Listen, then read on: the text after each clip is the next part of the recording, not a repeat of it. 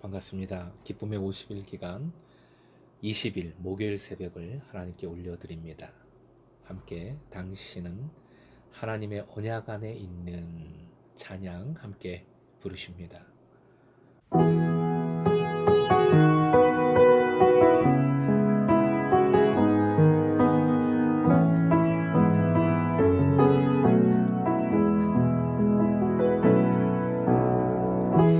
당신은 하나님의 언약 안에 있는 축복의 통로. 당신을 통하여서 열방이 주께 돌아오게 되리. 당신은 언약 안에 있는 축복의 통로. 당신을 통하여서 열방이 주께 예배하게 되리.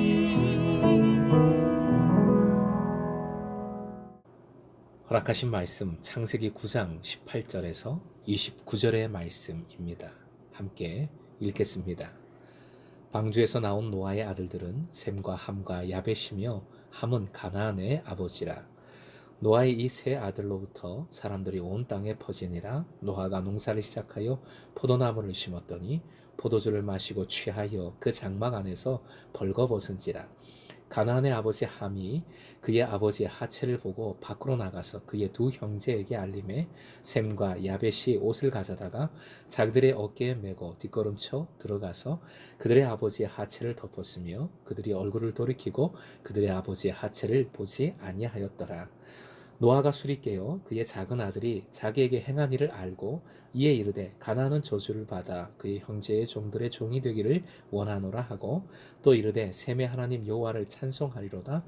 가나안은 셈의 종이 되고 하나님이 야벳을 창대하게 하사 셈의 장막에 거하게 하시고 가나안은 그의 종이 되게 하시기를 원하노라 하였더라. 홍수 후에 노아가 350년을 살았고 그의 나이가 950세가 되어 죽었더라. 오늘의 기도 제목, 끝까지 책임지시는 주님처럼 다른 이의 실수를 메고 덮고 기도하게 하소서. 끝까지 책임지시는 주님처럼 다른 이의 실수를 메고 덮고 기도하게 하소서. 의인 노아의 실수가 본문에 나옵니다. 홍수 이후 모든 것이 좋아진 이후 그때가 영적으로 매우 중요하지요. 노아는 실수를 하게 됩니다. 이를 통해 가정의 원리를 배우게 되고 또 실수 앞에서 우리가 어떻게 반응해야 하는지도 깨우쳐 줍니다. 큐티집에는 가정의 원리에 집중했는데 이 시간에는 후자, 가까운 가족과 이웃이 실수했을 때 우리의 반응, 우리가 어떻게 해야 되는지를 말씀을 통해 상고해 보고자 합니다. 그리스도인은 실수의 두 가지의 반응을 나타냅니다. 함과 같은 그리스도인과 셈, 야벳과 같은 그리스도인이 있는 것이지요. 첫 번째 반응은 함과 같은 그리스도인의 반응입니다. 이웃의 실수를 즐기는 삶입니다. 22절 화면 봐 주십시오. 주목해야 할 두 단어가 보이지요? 보고, 알림의 두 단어입니다. 첫 번째 보고, 원어로 라하라는 단어인데 그냥 지나가다가 우연히 보게 되었다라는 뜻이 아니라 흥미있게 계속해서 주목하고 감상했다는 의미입니다. 즉 노아의 실수한 모습을 보고 깜짝 놀라서 후다닥 뛰쳐나가더라가 아니라 의미심장하게 뭔가 씩 웃으며 좋은 장면, 득템했다는 그런 모양으로 계속해서 쳐다보았다는 것이지요. 즐겼다는 것입니다. 가까이 있는 사람의 부끄러움을 즐긴 것이고 악한 호기심을 보여줍니다.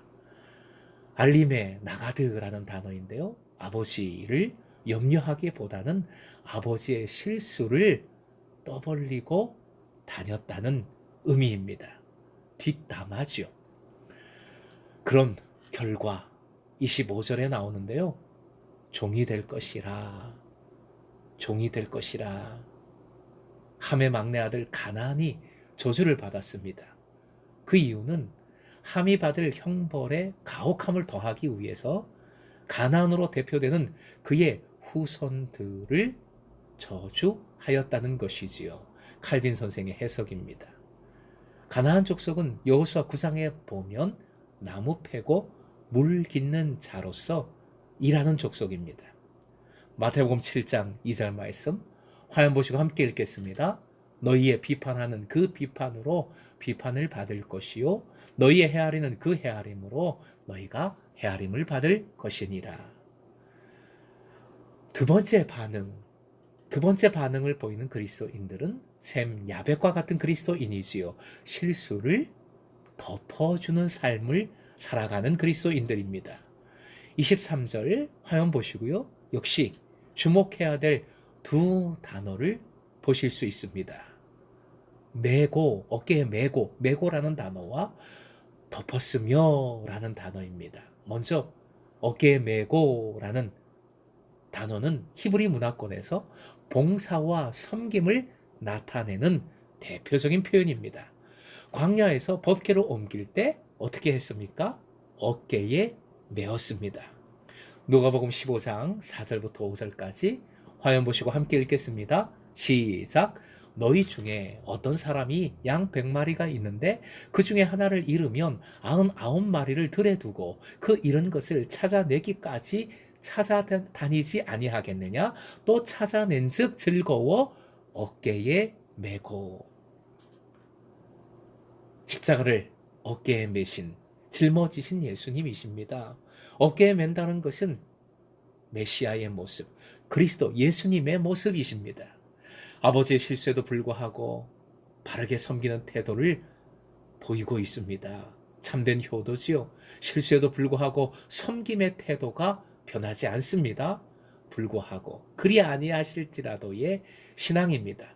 실수했음에도 불구하고 끝까지 책임지겠습니다.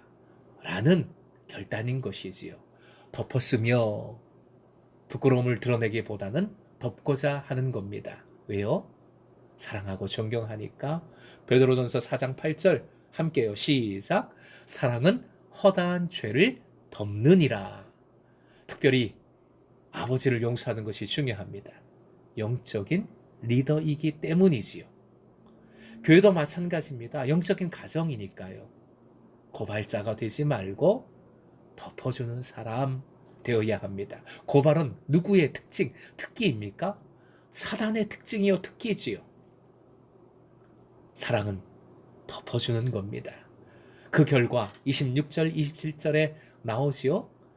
셈은 예수님의 조상이고 야벳은 해양 민족의 조상이 됩니다. 말씀을 살펴보면 찬송을 받으십니다. 영광을 받으셨다는 것이고 창대케 하십니다. 공간을 넓혀주신다 라는 뜻인데 장막을 넓혀주십니다. 넓혀주신다는 것 복을 의미하죠. 복의 원리입니다. 넓게 해주시는 것. 사랑하는 금성의 제자 여러분, 가까운 사람의 아픈 소식, 실수한 일 등을 보았을 때, 들었을 때, 이웃의 실패와 넘어짐의 소식을 들었을 때 참된 그리스도인은 어떻게 할 것인가, 어떻게 반응할 것인가 깨닫게 됩니다. 십자가를 짊어지셨으며 그 사랑으로 우리를 지금도 떠매고 계시는 주님, 그 주님께 맡기셔야 합니다. 주님이 책임지십니다.